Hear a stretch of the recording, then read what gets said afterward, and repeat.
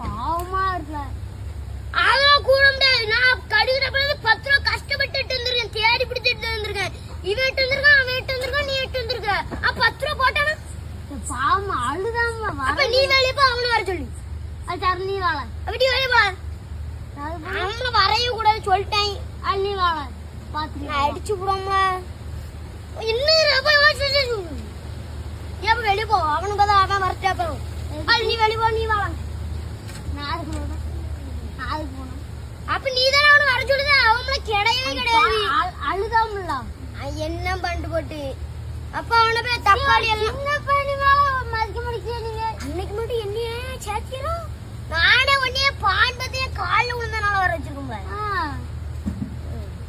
அன்னைக்கு இவன் சொல்லுதான் ஒன்னும் சொல்ல